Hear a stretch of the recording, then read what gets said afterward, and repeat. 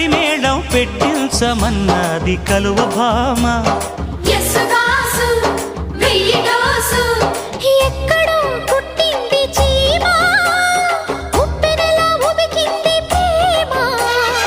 అక్కడే గుప్పిస్తా భామ, పెదవులతో తేనె చుమ్మా.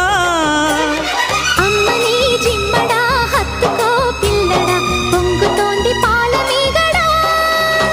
నిన్నేమడగను ఎట ఎట ఎట అడగను, ఒకసారి ఒడిలోకి రారమ్మని.